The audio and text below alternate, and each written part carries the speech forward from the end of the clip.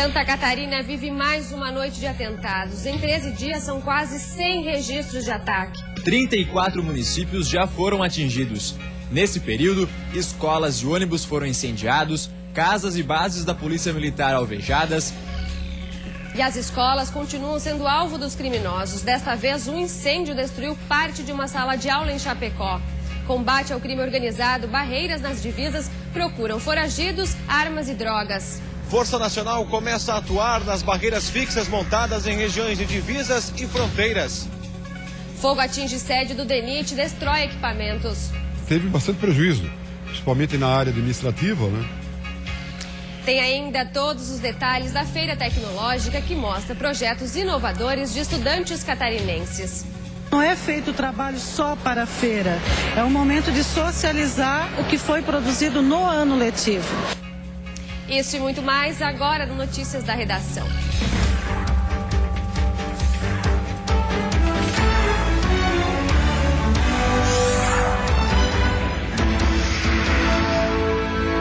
Boa tarde. 5 novos atentados foram registrados em Santa Catarina entre a noite de ontem e a madrugada de hoje. 8 pessoas foram presas e 4 menores apreendidos. Já é o 13º dia que o estado é alvo dos criminosos. Com as novas ocorrências, chega a 99 o número de atentados no estado desde o dia 26 de setembro. 34 municípios já foram atingidos. Nesse período, escolas e ônibus foram incendiados, casas e bases da Polícia Militar alvejadas, além de sedes do governo catarinense. Esta noite, um veículo que estava estacionado em frente a uma residência em Laguna, no sul do estado, ficou totalmente queimado. Homens teriam passado em uma moto e ateado fogo. Na cidade de Blumenau, por volta das 9 horas da noite, 2 homens colocaram fogo em um caminhão. O incêndio foi controlado por moradores. Já nos municípios de Camboriú e Tubarão, casas de policiais militares foram alvejadas. Apesar da redução no número de ocorrências em relação à última semana, o governador de Santa Catarina, Raimundo Colombo, afirmou que o estado não vai baixar a guarda. Ele esteve reunido na tarde de ontem em Brasília com o ministro da Justiça, José Eduardo Cardoso, para avaliar o andamento da operação que pretende cessar a onda de ataques no estado. As divisas de Santa Catarina com o estado do Paraná e a fronteira da Argentina estão mais protegidas. As barreiras fixas montadas por agentes da Força Nacional começaram a funcionar oficialmente hoje. Em Joinville, os policiais trabalharam ontem à noite. Um reforço para sufocar o crime organizado em Santa Catarina. As barreiras fixas montadas para blindar o estado começaram a funcionar. A Operação Brasil Integrado Bravo Cidadão ocorre em 10 cidades do estado. Em Joinville, os agentes da Força Nacional chegaram na última noite e fizeram algumas abordagens. Nesta manhã, eles começaram a trabalhar de forma efetiva. Instalaram a barreira no posto da Polícia Rodoviária Federal. Nós vamos estar selecionando os veículos suspeitos, veículos que vêm de fora, né, com placa de fora, procurando aliviar o cidadão de Joinville. Algumas barreiras vão funcionar 24 horas por dia e com prazo indeterminado. Por isso, novos agentes vão chegar para dar suporte à Força Nacional e permitir o planejamento de escalas. A PRF também vai ter aumento de efetivo. A operação ocorre de forma integrada e específica. Os agentes da Força Nacional vão trabalhar no combate à criminalidade, como o tráfico de drogas e o contrabando de armas. Já os policiais rodoviários federais vão intensificar a fiscalização para coibir irregularidades de trânsito. Durante o dia, o trânsito continua em 2 pistas na BR-101 para evitar maiores congestionamentos no local. À noite, apenas uma das faixas vai ser liberada na barreira. Esse é o nosso objetivo. Nós combatermos a criminalidade, darmos um enfrentamento a toda a situação que está acontecendo no estado de Santa Catarina. À noite, então, nós vamos estar trabalhando com redução da pista, com a redução de velocidade, de forma a trabalharmos com mais segurança.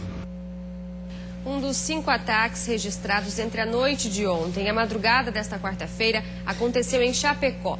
2 homens renderam um vigia do Colégio Jardim do Lago e atearam fogo no local. O funcionário não teve ferimentos. As chamas atingiram uma sala que teve aparelhos eletrônicos, armários e livros danificados. De acordo com a polícia, 2 homens encapuzados, um deles estava armado, chegaram na escola, renderam o vigia e colocaram fogo na sala dos professores. O corpo de bombeiros foi chamado e conseguiu controlar as chamas para que o fogo não se espalhasse para o resto da escola. Na tarde desta quarta-feira será feita uma perícia, mas as aulas continuam normalmente. Com medo, Elisiane foi até a escola para ver se a filha de 9 anos vai poder estudar. A mãe está preocupada com a insegurança dos últimos dias. Tem que reforçar o policiamento, né? Já é claro que já tem acontecido bastante coisa, né? Eu acho que tem que reforçar. A imprensa não teve autorização para entrar na Escola Básica Municipal Jardim do Lago, no bairro EFAP. Tem que ter mais segurança, bastante. Porque olha, tá sendo umas coisas muito... Porque olha, aqui fumam droga, faz de tudo, que meu esposo trabalhou ali nas pedras. Vem chusma de gente fumar quando os alunos estão tudo aí, né? Vem poder de gente ali fumar. Isso é um absurdo, isso aí. A polícia acredita que o crime está relacionado com os atentados que atingem o estado. Por telefone, a prefeitura informou que só deverá se pronunciar sobre o assunto depois que a perícia for concluída. A seguir, incêndio de grandes proporções atinge a sede do DENIT no sul do estado. Teve prejuízo, principalmente na área administrativa, né?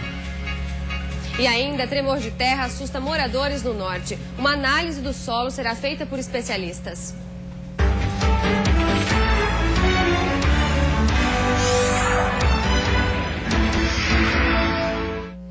Estamos de volta, agora são 13 horas e 15 minutos. Vamos ver como está o trânsito neste momento aqui na capital. O movimento está intenso nos 2 sentidos das pontes Pedro Ivo e Colombo Salles, que ligam ilha e continente. Movimento intenso, mas sem registros de congestionamentos. Primavera com temperaturas altas em algumas regiões. Confira como fica o tempo para esta quarta-feira.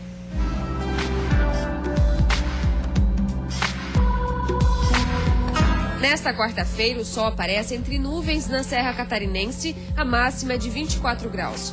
Na região norte e no sul do estado, os termômetros podem marcar até 30 e 31 graus. O dia é de pouca nebulosidade e deve chover à noite. Sol com algumas nuvens no oeste catarinense, a máxima é de 28 graus. A temperatura também deve chegar aos 28 graus no Vale do Itajaí e na Grande Florianópolis, que tem sol entre nuvens e possibilidade de chuva no fim do dia. Em Tubarão, no sul do estado, um incêndio de grandes proporções atingiu a sede do Departamento Nacional de Infraestrutura e Transporte, o DENIT. Segundo a polícia, o caso não está relacionado com a onda de atentados que atinge Santa Catarina. O fogo começou por volta das 8 horas da noite desta terça-feira e destruiu completamente uma das salas do prédio. Equipamentos de informática e centenas de documentos ficaram queimados. Teve bastante prejuízo, principalmente na área administrativa, né? Onde recebe o público também. Então a gente vai ter que isolar essa área e fazer uma adaptação aí para ver o que faz. Então... Um vigilante fazia a segurança do local no momento do incêndio. Foi ele quem acionou o Corpo de Bombeiros. De acordo com o delegado regional de Tubarão, pelas declarações do vigilante, o incêndio não foi criminoso. Foi um incêndio espontâneo que teria iniciado no forro do local em razão de um curto-circuito. O próprio vigia prestou essa informação e o local também, pelos indicativos, é que o início do fogo teria sido interno. O DENIT já havia programado uma reforma para o prédio, que ainda não foi realizada por falta de recursos. Por enquanto, o atendimento ao público e os serviços que eram prestados no espaço serão improvisados em outra sala do prédio. E no norte do estado, um terremoto de baixa intensidade foi registrado em Jaraguá do Sul e região na madrugada de segunda-feira. O abalo foi confirmado pelo Observatório de Brasília. Foram os moradores das áreas mais altas de Jaraguá do Sul que sentiram tremor de terra. Eles foram surpreendidos por volta das 4h30 da madrugada. Com o estrondo e a trepidação, algumas pessoas acordaram assustadas. Tremor de terra. E vocês perceberam como na casa?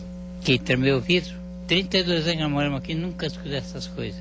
O tremor relatado por seu Luiz também foi percebido por moradores de Guaramirim e Schroeder, municípios próximos. O Observatório Sismológico da Universidade de Brasília confirmou o abalo. O tremor foi de 3,5 graus na escala Richter, considerado de pequena magnitude.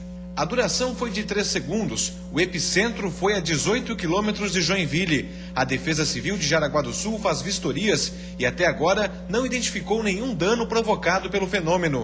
Conforme a Universidade de Brasília, esse tremor que deu nessa madrugada não oferece riscos, é de pequena magnitude e se houver alguma situação nova ainda, ela deverá ser menor, mas não vai ocasionar riscos à população. Técnicos e geólogos da Defesa Civil do Estado devem vir à região para fazer análise do solo. O motivo do tremor não foi identificado. Essa não foi a primeira vez que a região registra ocorrências como essa. Em 2012, um tremor foi registrado em Campo Alegre. E depois do intervalo, todos os detalhes da Feira Tecnológica, que mostra projetos inovadores de estudantes catarinenses. Não é feito trabalho só para a feira, é um momento de socializar o que foi produzido no ano letivo. Tem ainda as informações de uma cartilha desenvolvida em uma universidade para facilitar a acessibilidade entre os alunos. Nós já voltamos.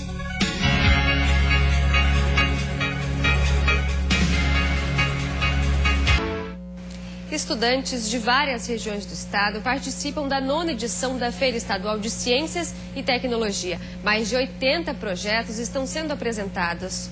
Mais de 300 alunos participam da 9ª Feira Estadual de Ciências e Tecnologia, vindos de todas as regiões de Santa Catarina. Para chegar até aqui, eles precisaram passar por eliminatórias em seus colégios e nas 36 regionais de educação espalhadas pelo estado. Não é feito trabalho só para a feira, é um momento de socializar o que foi produzido no ano letivo. Ao todo, 83 trabalhos estão sendo apresentados aqui na Feira de Ciência e Tecnologia, a maioria sobre os temas de sustentabilidade e tecnologia. Trabalhos como esse, do Floripa Sem Bituca, que prevê a eliminação de bitucas e cigarro nas ruas de Florianópolis. Desenvolvido pelos alunos do Centro de Educação de Jovens e Adultos, o SEJA da capital, o projeto visa o descarte correto das bitucas de cigarro e uma destinação adequada dos materiais recolhidos. Tope os bueiros, né? Vem a chuva, leva tudo para o mar, para os rios, né? Os pássaros comem, os peixes comem, a gente pode estar até comendo peixe contaminado e não sabe, né? Mais de 2.000 visitantes devem passar pela feira entre hoje e amanhã no Instituto Estadual de Educação em Florianópolis.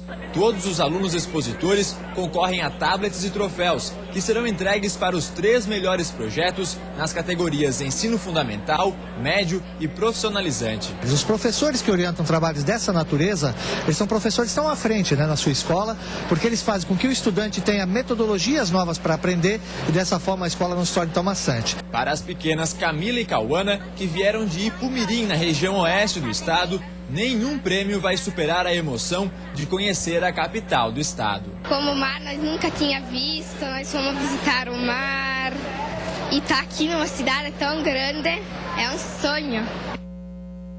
O mês de outubro é de festa em Santa Catarina. Na capital, os amantes de frutos do mar vão se deliciar a partir de hoje à noite com os pratos da Fena Ostra.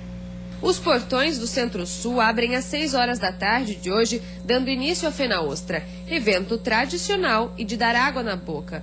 Na edição deste ano serão 20 espaços gastronômicos com pratos diversificados. A atração principal e indispensável, a ostra também será destaque no cenário reproduzido no pavilhão. Mas as opções não se restringem apenas à gastronomia. Apresentações artísticas e culturais também serão destaque em 5 dias de festa. Os ingressos custarão R$ 5,00. Facilitar a inclusão social e a aprendizagem dos deficientes são grandes desafios da educação. Para isso, uma universidade de Joaçaba desenvolveu uma cartilha com informações e dúvidas sobre a acessibilidade. Alisson é deficiente visual. A limitação não o impediu de cursar psicologia. Mas ainda assim, dentro e fora das salas de aula, a rotina do jovem é cheia de dificuldades. O número de livros em braille ainda são pequenos, para a questão de livros também online também fica difícil, né? Então, quando preciso, por exemplo, fazer um trabalho acadêmico, para estar buscando essas informações são mais limitadas. Eu preciso de ajuda de alguém para ler em algum site ou de alguém para ler um livro impresso em tinta normal, né? Na tentativa de melhorar o processo de aprendizagem de alunos cegos, surdos, com deficiência física ou intelectual, é que a Universidade em Joaçaba conta com importantes ferramentas. Uma delas é esta cartilha, intitulada Orientações sobre o jeito de cada um conviver. O material traz orientações aos professores de como podem adaptar a metodologia de ensino a cada caso. Hoje, mais de 100 estudantes com alguma deficiência estão frequentando a universidade. A gente não quer que o aluno simplesmente venha para a universidade com o afã de ter simplesmente uma formação de nível superior. A expectativa que a gente tem é que ele possa efetivamente acompanhar, né, todas as atividades do curso que ele escolheu e que ele possa se tornar um bom profissional, né? Mesmo tendo lá as limitações que a deficiência propõe a cada um desses alunos, eles possam ter condições efetivas de superar essas limitações e aproveitar ao máximo as informações que estão sendo passadas pelos professores. As dúvidas podem ser esclarecidas no site da universidade. Há um espaço para consultar informações sobre acessibilidade e inclusão, que todos têm acesso. Iniciativas que, para Alisson, motivam a não desistir. Gratificante para a gente e para quem vai estar entrando na universidade também. O Notícias da Redação de hoje fica por aqui. Mais informações sobre Santa Catarina você confere às 6:50 da noite no Band Cidade. Uma boa tarde.